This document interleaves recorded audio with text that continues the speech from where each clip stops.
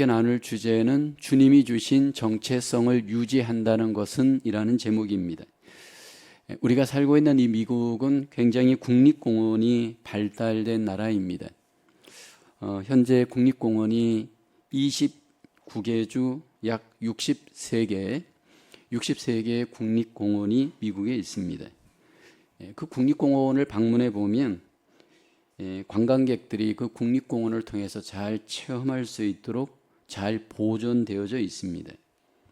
예를 들어서 그랜드 캐년이든 아카디아 산이든 나이가라 폴이든 그 국립공원을 가보면 자연 그대로 잘 보존되어져 있고 또 그 자연을 보존할 뿐만 아니라 체험할 수 있도록 이 국립공원들이 잘 유지 보존되어져 있습니다. 나무에서부터 나무뿐만 아니라 모든 바위, 짐승, 국립공원에 걸맞는 정체성을 잘 보존하기 위해서 이 국립공원에 많은 비용을 들이고 또 그 유지, 보수, 보존을 위해서 많은 노력들을 행합니다. 그래서 그 국립공원은 갈 때마다 그 국립공원에 걸맞는 정체성이 잘 보존되어져 많은 사람들에게 큰 기쁨을 줍니다. 그래서 연간 한 3억 명 정도가 이 국립공원을 방문한다라고 합니다. 사실 국립공원이 이렇게 그 명성에 걸맞는 정체성이 유지되고 보존하기 위해서는 많은 노력이 필요합니다. 사실 우리 그리스도인들은 이 세상에서 국립공원 같은 기념비적인 존재들입니다. 하나님께서 이 세상의 많은 사람들 가운데서 우리를 특별히 사실은 천연물같이 구별되게 하시고 그리고 구별된 존재로서 이 땅에서 그 구별된 정체성을 갖고 이 땅에서 우리의 삶을 살게 하십니다. 그러나 우리에게 있어서 그 정체성이 잘 보존되어지고 유지되기 위해서는 많은 노력과 수고와 우리의 어떤 관심들이 집중이 되어야 합니다. 만약에 우리가 그 정체성을 잃어버리고 만약 그리스도인 다음을 우리가 만약 유지하지 못한다면 결국 이 땅에서 우리의 삶은 헛되게 될 겁니다. 오늘 베드로전서를 통해서 베드로 사도는 과연 그리스도인들의 정체성이 무엇인지 그 정체성을 우리에게 소개합니다. 그러면서 구약의 어떤 그 직분자들, 거룩한 정체성을 갖고 있었던 그런 직분자들을 소개하면서 그런 직분자들과 같은 구별된 정체성이 우리 그리스도인 존재인 것을 소개하고 있습니다. 당시에 극심한 고난에 처해 있었던 초대 교회 그리스도인들에게 그럼에도 불구하고 거룩한 정체성을 갖고 분명히 그리스도인 다음에 보존과 유지와 승리의 삶을 우리가 살아가야 함을, 그리스도인들이 살아가야 함을 오늘 본문을 통해서 강조를 합니다.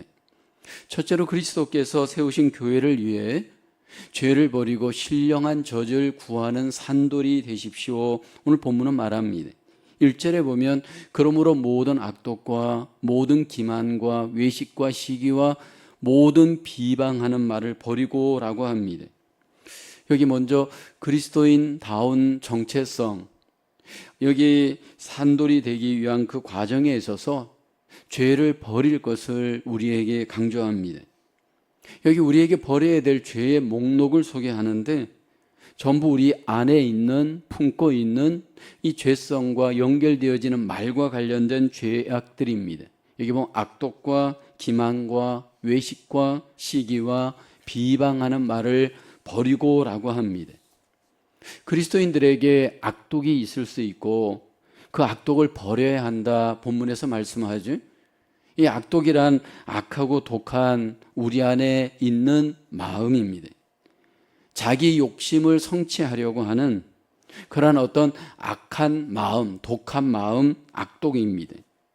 그냥 나 혼자만 잘 먹고 잘 입고 잘 살면 그만이다 라고 생각하는 그런 어떤 우리 안에 모든 남을 배제하고 자기 자신에게 집중하는 이러한 악하고 독한 마음, 이것을 버리라 말씀을 합니다. 그리고 기만을 버릴 것을 말씀을 합니다. 이 속이는 말 기만인데 낚시의 미끼와 같습니다. 우리가 고기를 잡기 위해서 미끼를 던지는 것처럼 사람들을 유인하기 위해서 미끼를 던지는 이런 기만하는 속이는 말, 우리에게 버려야 할 죄입니다. 외식도 버리라 말씀을 합니다. 마스크에서 유래된 이 외식이란 말은 겉다르고 속다른, 겉과 속이 다른 이중성의 마음입니다. 속은 늑대와 같은 마음을 갖고 있는데 겉은 양과 같이 꾸며서 마치 진실한 것처럼 정직한 것처럼 꾸며내는 그런 어떤 헛된 경건을 버려야 할 것 말씀을 합니다. 시기하지 말아야 한다 말씀을 합니다. 남이 잘 되는 것에 대해서 조금도 마음을 이게 칭찬하는 마음을 갖지 않고 질투심을 갖고 미워하는 마음, 이 시기심입니다.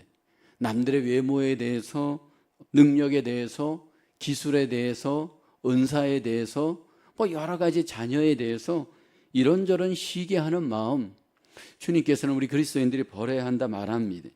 그리고 비방하는 말도 버려야 할 죄입니다. 자꾸 남을 깎아내리는 말입니다. 결국 이렇게 베드로 사도가 그리스도인들의 정체성을 우리에게 소개하면서 여기에 소개되어지는 버려야 될 죄목들을 보면 대부분 말과 관련들이 되어 있습니다. 중요한 것은 이것은 지금 버려야 할 죄입니다. 물론 이 버린다라고 하는 것은 우리에게 있어서 간단한 문제는 아닙니다. 왜냐하면 너무 우리 속에 깊이 이런 죄악들이 전염되어져 있고 습관이 되어져 있으면 이 버리는 문제가 그렇게 쉽지가 않습니다. 종종 우리가 살고 있는 집에 벼룩과 같은 그러한 것들이 우리의 삶을 힘들게 할 때가 있습니다. 근데 여러분, 이 벼룩이 만약 집안에 들어와서 이 집안에 퍼지기 시작하면 이걸 제거하는 것이 결코 쉽지가 않습니다. 옷들을 꺼내어서 일광 소독을 해야 되고요. 또 모든 소독약을 뿌려야 되고요. 그뿐만 아니라 청소를 해야 되고 버릴 것들은 잘 버리면서 이 보이지 않는 이 벼룩을 제거하는 일 결코 쉽지가 않습니다. 근데 여러분, 우리 죄가 그렇습니다. 우리 안에 있는 이 죄가 이게 그냥 한 번에 그냥 제거해서 깨끗하게 할 수 있는 문제가 아닙니다. 이 죄를 버리기 위해서 우리에게 필요한 것은 먼저 이 마음에 있는 것들을 자꾸 주님의 이름으로 끄집어내어서 하나님 앞에 회개하는 겁니다.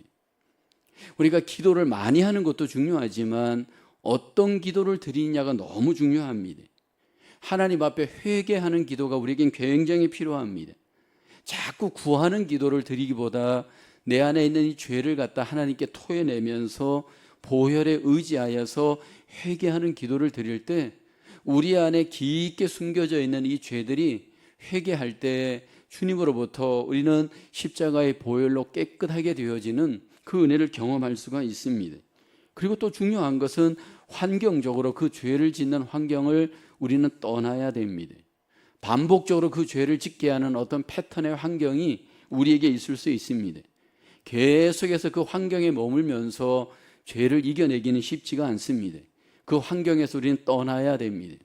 그리고 어떤 부분에 대해서는 우리는 분명히 끊어야 됩니다. 그러면서 죄를 버리고 난 후에 여기 보면 영적 성장을 위해서 말씀에 대한 이야기를 2절에 합니다. 갓난아기들 같이 순전하고 신령한 젖을 사모하라. 이는 그로 말미암아 너희로 구원에 이르도록 자라게 하려 함이라. 우리의 죄를 버리고 난 뒤에 그 비운 마음 안에 하나님의 말씀으로 영적인 성장을 사모해야 함을 강조를 합니다. 그러면서 여기 순전하고 신령한 젖, 성경을 여기 순전하고 신령한 젖에 비유합니다. 이 순전하다라는 것은 어떤 섞인 것이 없다라는 의미이고요. 순전하다라는 것은 이물질이 섞이지 않은 순수함을 말합니다. 그러니까 하나님의 말씀이 신령한 젖이 되어져 우리 영혼에 공급되어질 때 우리 안에는 이 영혼이 성장할 수 있음을 말씀을 합니다. 우리 안에는 죄를 토해내고 버리고 난 뒤에 그리고 난 뒤에 우리 안에 영적으로 신령한 젖의 말씀이 꾸준히 반복적으로 규칙적으로 우리 안에 공급되어지게 되면 분명히 우리 안에 이 영혼이 성장하게 되어집니다. 그래서 이 성장의 결과를 2절 하반절에 보면 너희로 구원에 이르도록 자라게 하려 함이라. 이미 구원받았지만 아직 그 구원이 완성되지 않은 우리의 현재가 이 말씀이 들어가면 우리 안에 있는 이 영혼이 자라서 점점 그 구원이 완성되어지는 성화의 과정이 일어날 것을 말씀을 하고 있습니다. 그러면서 우리가 주님 앞으로 점점 다가가는 산돌의 삶이 되어야 함을 4절에서 말씀을 하죠. 4절을 보면 사람에게는 버림바가 되었으나 하나님께는 택하심을 입은 보배로운 산돌이신 예수께 나아가라고 합니다. 여기 보면 우리라고 하는 그리스도인들의 존재에 대해서 마치 우리의 신앙이 신령한 집으로 세워져 가는 것에 비유를 하고 있습니다. 그리고 우리 그리스도인 한 사람 한 사람은 그 신령한 집으로 세워져 갈 때 한 사람 한 사람이 리빙스톤, 산돌이다 말씀을 합니다. 그리고 이 산돌인 우리 각각의 존재들이 모퉁이돌 되시는 예수님께 연결되어지고 산돌끼리 서로 연결되어져 결국 우리의 신앙이 하나님 안에서 산돌로서 연결되어지면서 완성되어져 가는 하나님의 백성이 됨을 오늘 본문에서 말씀을 하고 있습니다.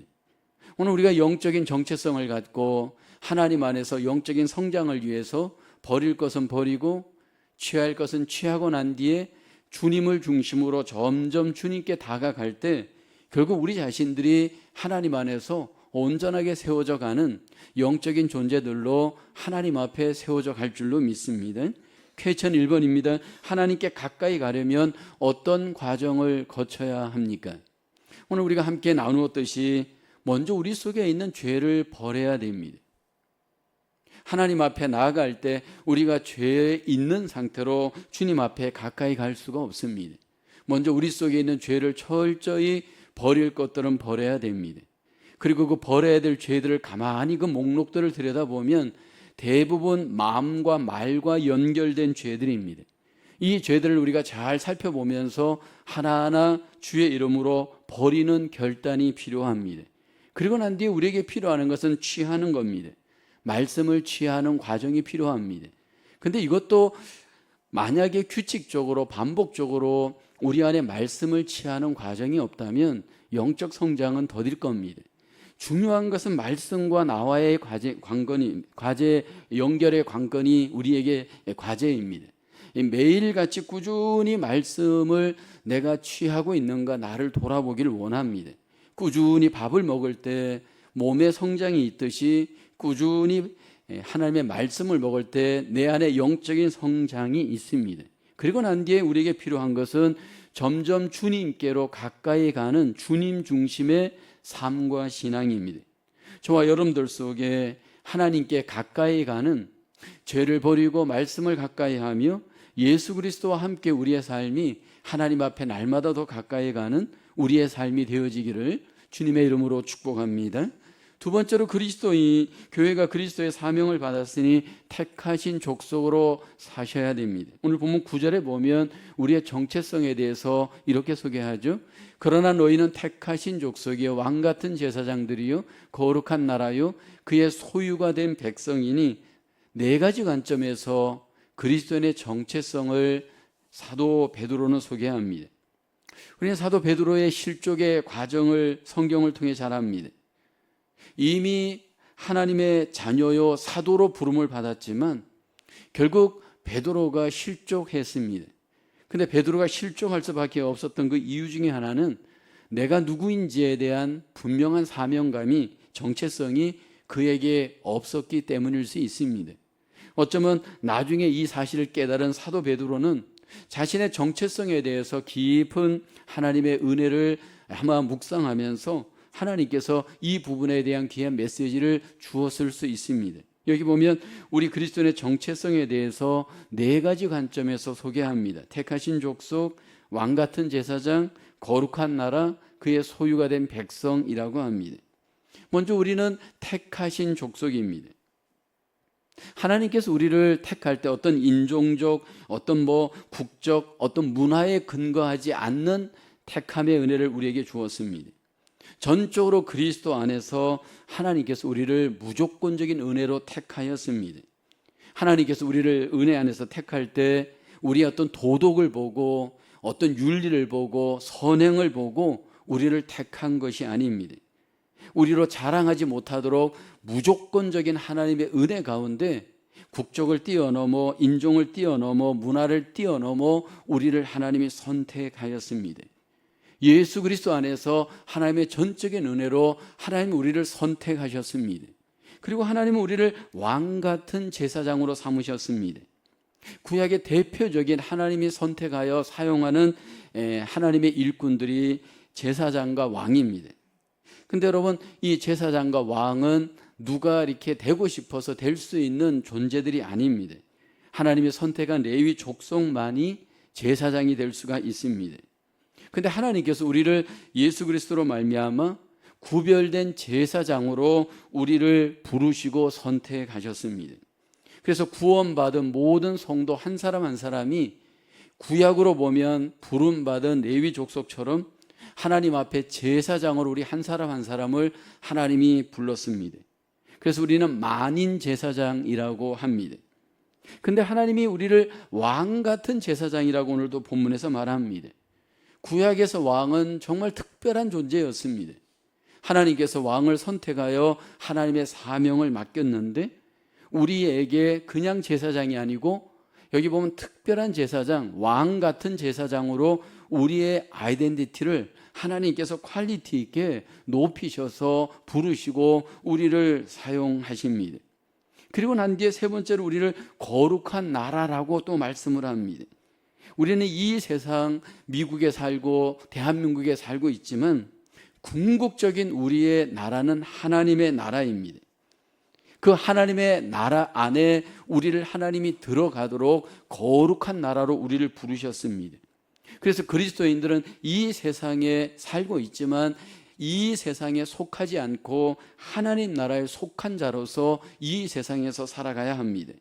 그래서 항상 우리를 주관하시고 주인 되시는 통치자이신 하나님의 선하시고 기뻐하시고 온전하신 뜻이 무엇인지 그 하나님의 통치를 따라 살아가야 될 자, 그것이 바로 그리스도인입니다.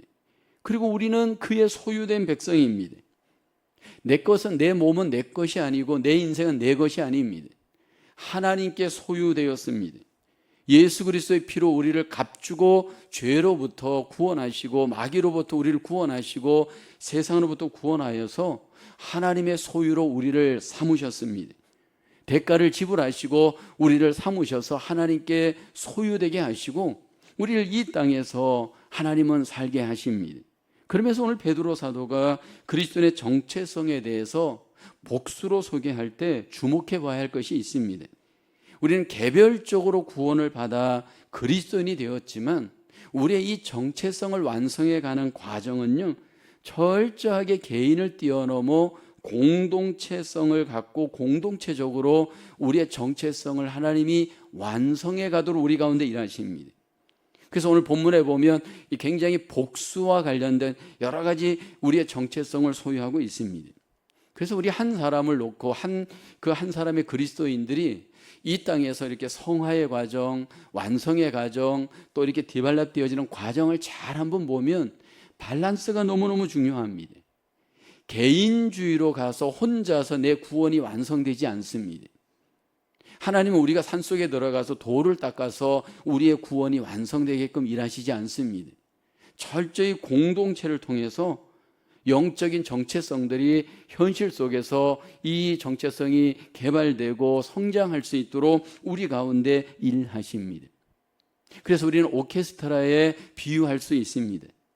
각 악기들이 제각기 소리를 냅니다. 바이올린은 바이올린 소리를 내고 비올라는 비올라 소리를 내고 이런저런 악기들이 그 위치에서 다 제 소리를 냅니다. 근데 결국은 전체적으로는 그 소리가 결국 하나로 완성되어질 때 아름다운 오케스트라가 되어집니다. 근데 우리의 신앙이 그렇습니다. 내 소리를 내지만 전체 속에서 함께 소리가 완성되어져 아름다운 소리를 내는 그 신앙, 그 교회 공동체, 하나님은 우리에게 원하시는 모습입니다. 왜 하나님께서 우리에게 이런 거룩한 신분의 정체성을 개발하고 유지하고 완성되어져 가기를 원하실까요? 하나님의 거룩한 뜻이 있기 때문입니다. 9절 하반절에 보면 이는 너희를 어두운 데서 불러내어 그의 기이한 빛에 들어가게 하신 이에 아름다운 덕을 선포하게 하려 하심이라. 하나님 우리를 거룩한 제사장으로 택하신 족속으로 그의 소유된 백성으로 하나님 우리를 삼아서 궁극적으로 원하는 것은 하나님의 덕을 선포하게 하기 위함입니다. 다른 표현으로 얘기한다면 하나님의 영광을 널리 드러내게 하기 위함입니다. 그러니까 우리가 그리스도인으로서 이 땅을 살아갈 때 우리는 이 구원의 목적을 개인적으로 우리가 생각할 경우가 많이 있지만 하나님은 하나님 뜻 안에서 우리의 구원을 위한 선한 뜻이 있습니다.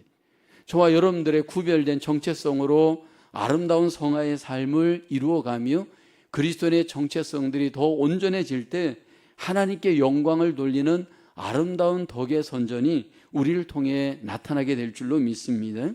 쾌천 2번에 보면 같이 나눠볼까요? 베드로가 그리스도인에 관해 묘사한 것 중에서 가장 이해하기 힘든 부분은 어디입니까? 그 이유는 무엇입니까? 아까 네 가지 측면에서 그리스도인의 정체성에 대해서 베드로가 소개를 하였습니다. 근데 그 중에 우리가 가장 생각해 볼 수 있는 그 묘사 중에는 왕 같은 제사장이다라고 하는 표현이 있습니다. 그냥 제사장이 아니고 왕 같은 제사장입니다. 그 당시에 왕은 통치자로서 가장 높았고 제사장은 중보자로서 하나님께 나아갑니다.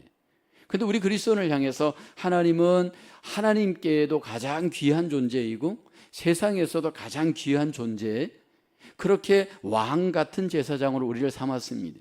그러니까 하나님 앞에서 사람 앞에서 우리가 굉장히 하나님께 사람들에게 높임을 받을 수 있는 특별한 존재인 것을 분명히 성경은 말씀을 하고 있습니다.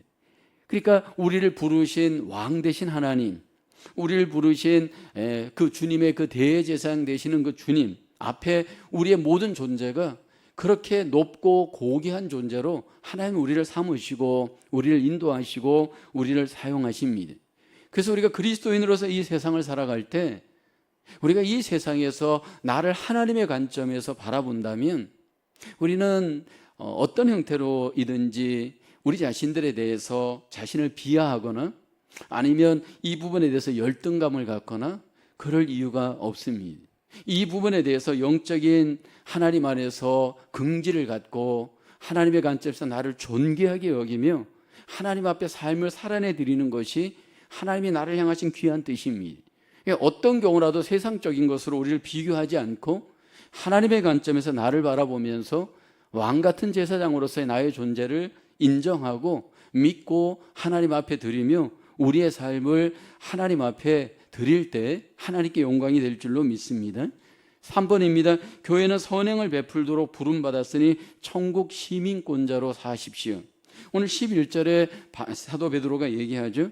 사랑하는 자들아, 거류민과 나그네 같은 너희를 권하노니 영혼을 거슬러 싸우는 육체의 정욕을 제어하라.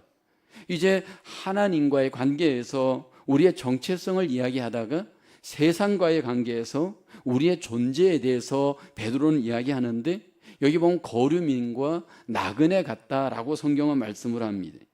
하늘에 분명히 시민권을 두고 있고 하나님께 속한 존재이지만 이 세상에서 삶을 살아갈 때 세상과의 관계에서는 거류민이고 나그네인 것을 여기 강조하고 있습니다.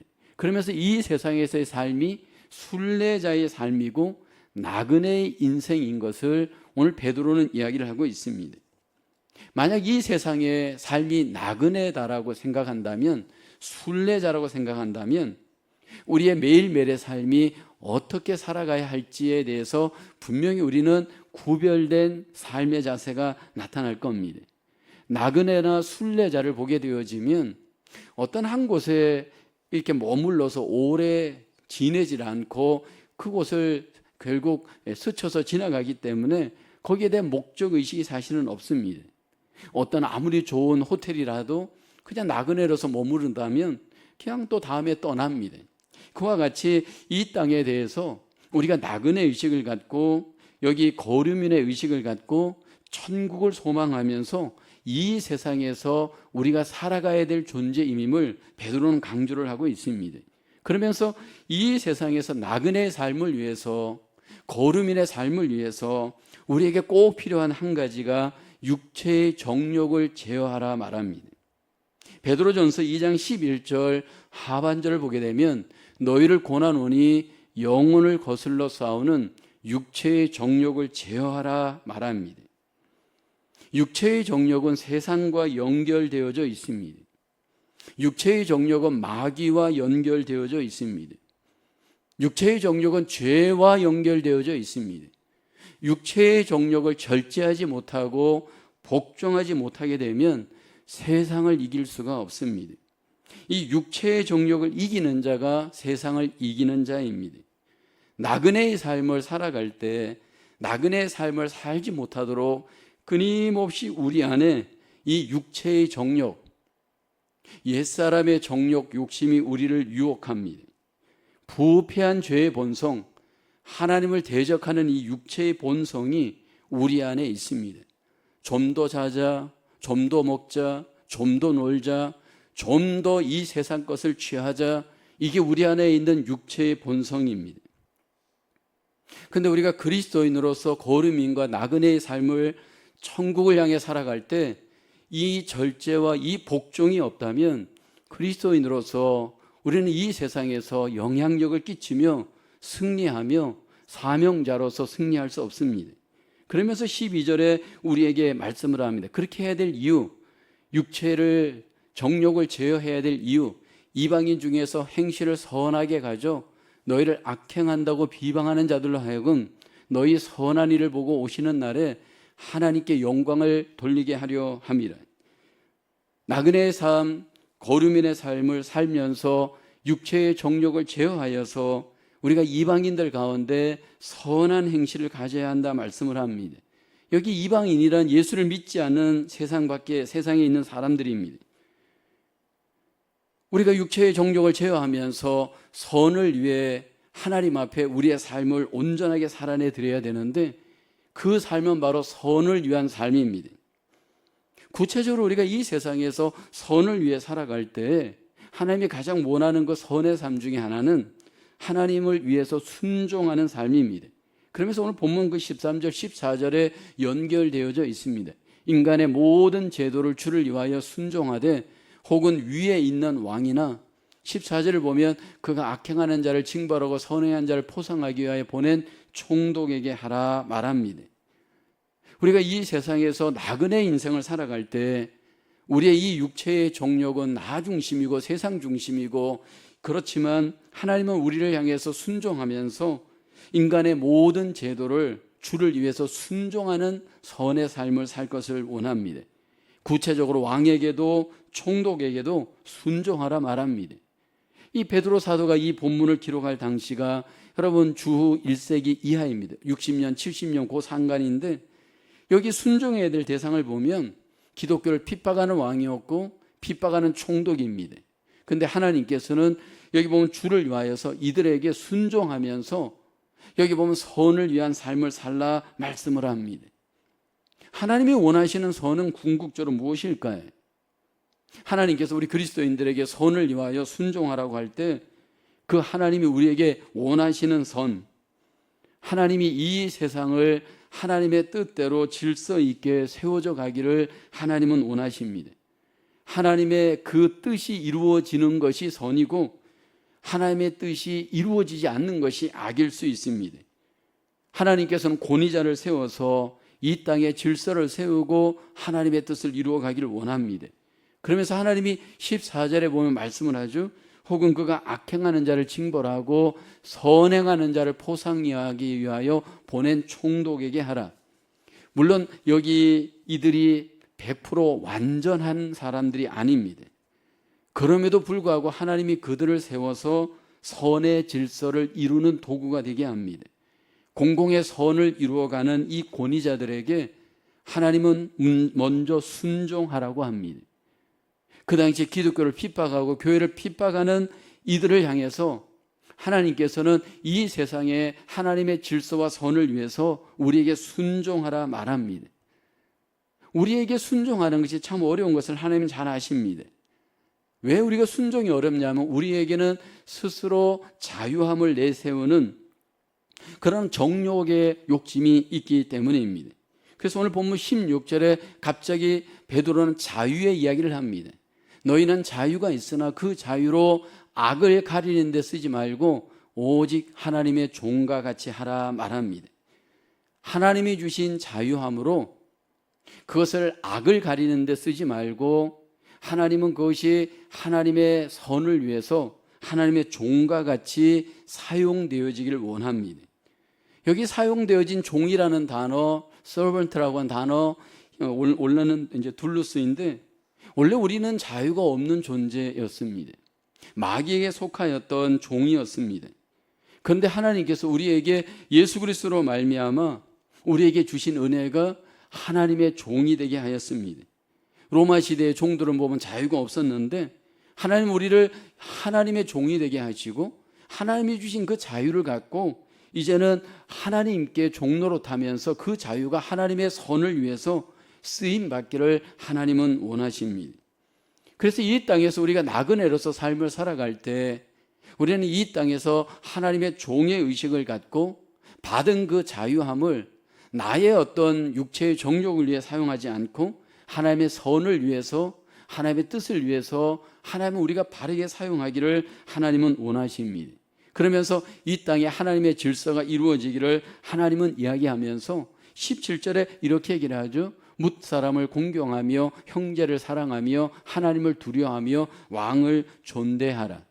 여기 보면 관계에 있어서 때로는 위로, 때로는 수평적으로, 때로는 아래로 하나님이 우리에게 원하시는 그 삶을 보게 되어지면 하나님 안에서 모든 관계하는 이웃들에게, 관계자들에게 사랑으로 대할 것, 공경으로 대할 것 하나님은 우리에게 기대하십니다. 이것이 그리스도인의 삶입니다. 육체의 정욕을 제어하고 나에게 주신 자유함을 이용하여 나를 위해 사용하지 않고 하나님의 뜻을 위해서, 선을 위해서 바르게 선용하는 자, 이것이 그리스도인의 모습입니다. 오늘 세 번째 퀘스천을 같이 나누겠습니다. 영혼에 초점을 맞춘 충만한 믿음은 하루하루 살아가는 방식을 어떻게 바꾸어 놓을까요? 우리는 매일 하루하루를 살아갑니다. 이 세상에서 우리는 영원한 천국의 소망을 둔 믿음 가운데 하루하루를 살아가는 이 세상의 삶입니다. 그때 이 세상에서 우리가 날마다 살아가는 삶의 방식은 사실은 나그네의 의식, 나그네의 방식으로 살아가야 합니다. 사실 우리가 이 땅에서 영원히 살 것 같지만 이 땅에서 잠깐 지나가는 나그네와 같은 삶을 살 것을 성경은 분명히 말씀을 합니다. 그러므로 이 세상에서 삶을 살아갈 때 나그네의 의식을 갖고 삶을 살아간다면 우리가 이 세상 것들에 대해서 너무 욕심을 부려서도 안 될 것이고 너무 집착해서도 안 될 터이고 결국은 하나님 안에서 주어진 삶의 방식으로 순종하며 하나님의 뜻을 이루어가는 삶을 우리가 살아갈 때 이 세상을 승리하게 될 줄로 믿습니다. 하나님은 우리에게 위대한 구원의 복을 주었습니다. 그런데 여러분, 이 구원을 통해 우리 개인적으로 구원을 얻는 유익으로 하나님은 목적이 끝나지 않습니다. 하나님을 위한 구원의 목적이 있습니다. 하나님은 구원받은 자기 백성들을 통해서 구원을 필요로 하는 사람들에게 우리의 이 구원받은 이 구원의 삶이 전파되고 증거되기를 원합니다. 그래서 우리를 구원하신 하나님께 영광을 돌리기를 원합니다. 그래서 우리의 삶은 구별되게 살아가야 합니다. 그리스도인 다움의 삶이 우리에게 필요합니다. 하나님께서 구원받은 우리를 통해서 그리스도의 성품을 닮아 그리스도인의 그리스도 안에서 공급되어지는 하나님의 그 놀라우신 은혜 안에서 구별된 정체성을 갖고 우리가 이 땅에서 살아갈 때 우리를 통해서 하나님께서 영광을 받으시고 우리를 통해서 이 땅에 하나님의 또 구원이 이루어지도록 하나님이 역사하시는 줄로 믿습니다.